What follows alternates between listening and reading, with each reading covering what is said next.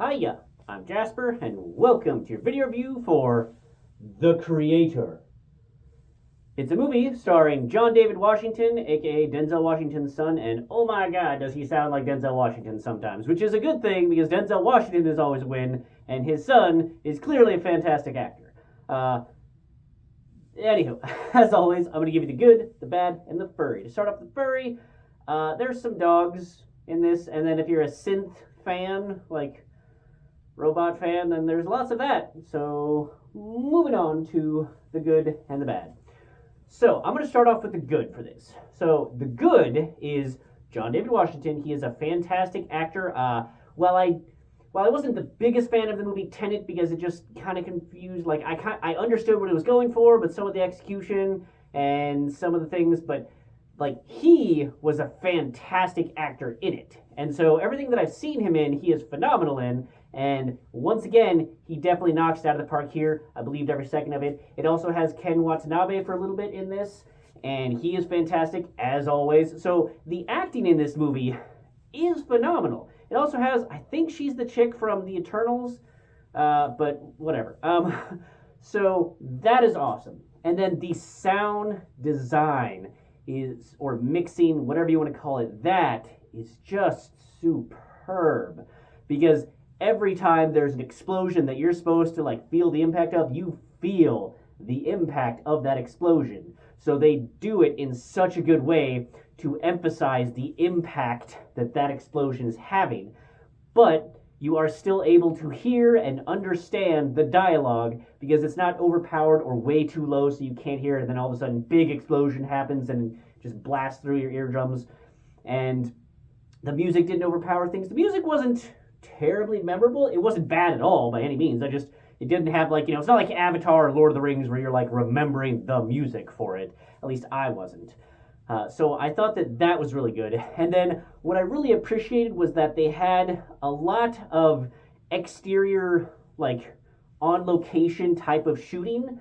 So I thought that they did a really good job of choosing these different locations, shooting things practically, and then, adding whatever CGI elements needed to enhance it. Sort of like Mad Max Fury Road, how that was a lot of practical and then enhanced with some CGI. I felt like they did a really good job. Maybe Rogue One is a better approximation of that, where they had a lot of practical sets and things and whatnot, and then added to it, because I think the director of this or producer of this was on Rogue One, and I think I heard rumor, I thought that this was like originally going to be in the Rogue One type of universe, but then they dropped the Star Wars bit of it. I don't know.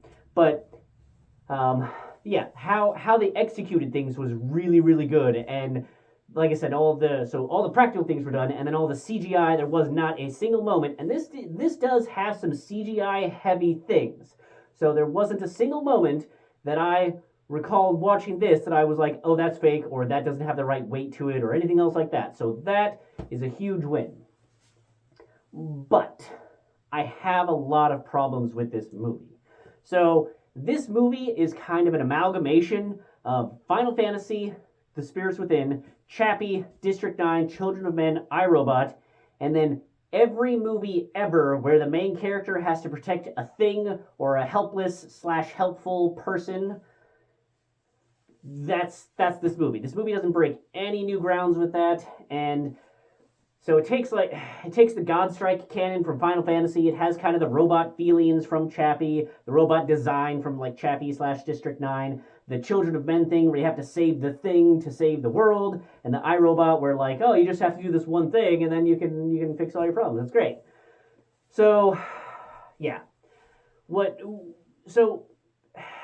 That could be a good combination, but it just wasn't here. And I think that one of my big problems with it is that so much of this movie is focused on the Nomad, which is this $1 trillion thing in the sky. And first of all, the like how high up it was, I feel like some airlines go that high. And then like how high it was shown, whenever they do the over top of the Nomad shot, it makes it look like it's basically, I don't know, International Space Station height away, like altitude, where it's just like almost or essentially in space. But then whenever they have the shot of like from the ground and you can still see it. And that just doesn't make any sense to me because yeah, I know that this like the size difference and they do a good job of trying to establish the size of it, but it does not work for me where I'm like, it looks like it's below cloud cover here, and then in every other shot from the exterior above it, it's above the cloud cover. And on top of that, this whole thing is that like, oh, this is where the like strikes are coming from, and so you need to take out the thing. Like that's the big baddie that's gonna do all the damage.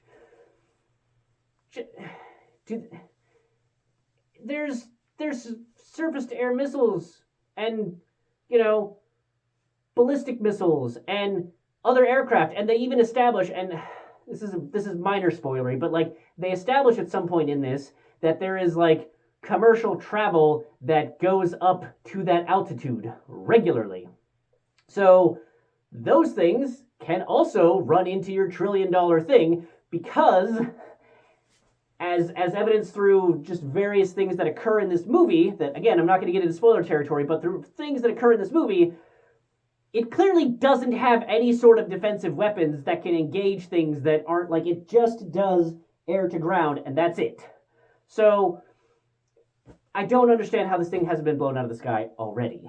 And along those lines, this movie is set in 2065. And they do like an initial opening reel that may or may not establish that like robots were a thing much earlier than they were for like us real world. But for me, I kind of felt like it was just kind of like, oh, hey, remember how in the 50s they were like robots can do a thing? Well, there was a gap or like a transition or a thing that we figured out how to give them actual consciousness. And now they're actually AI as opposed to just, the Echo and Google Nest Dots and all those types of things. So, yeah, they tried to do that, but the difference and level of technology is so different that I don't buy us having all that by 2065. Maybe 2165, 2265, maybe, but think about it. It's 2023 now. Think about the technology level of 40 years ago. Like, did we have tanks? Yes. Did we have tanks today? Yes. Is there a massive difference in how they're designed and sized and everything else? No. Did we have aircraft? Yes. We have the tilt rotor thing now, like one of those aircraft, but like how really different? Like how many aircraft that were designed in the 50s and the 60s and the 70s are still flying today, or at least have similar looks to what's flying today? So that is still flying today.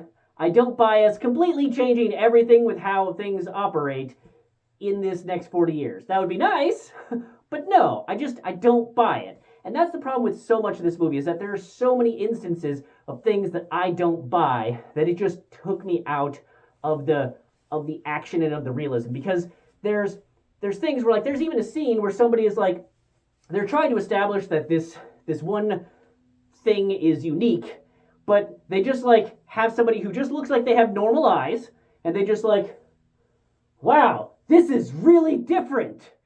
And I'm like, it doesn't look fucking different to me. It looks the same.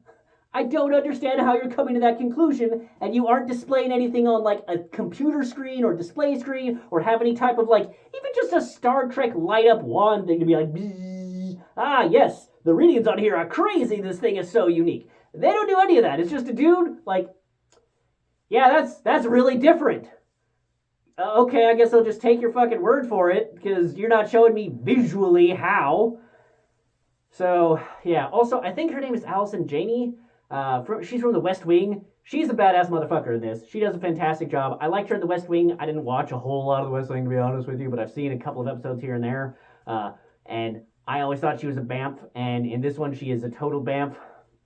So, like I said, acting in this movie is fantastic, but the otherwise execution of the plot and the amount of plot armor is just insane. And also, it's like some of the characters' inspirations for their choices, again, I don't buy. I don't see that like A to B to C. I see like A and then we're in G. And I'm like, you did not connect those dots for me, movie. You just assume that like I'm just going to buy A to G, and I don't. I do not. So, yeah, I would say that if you're wanting to see a movie for the visuals, for a relatively interesting take on a possible future setup, and just, a character study, and like, how in, I think, that Matt Damon movie, Elysium, how like his whole thing was like, I gotta get to the thing, and his struggle to get there, that's another movie that this is like. So yeah, you could. So if you enjoyed that Elysium thing, where it's just like that one man's journey to go do the thing and whatever, and you enjoyed that, then you might enjoy this. But I was just frustrated because I had such high hopes for this movie because of how good the CGI and the exterior shots and the actors and the acting and all that were, that I was disappointed by this movie. So thumbs down for this movie from me. That's all I have for this one. Thanks for coming. Thanks for watching. Hope to see you at the next one. Bye.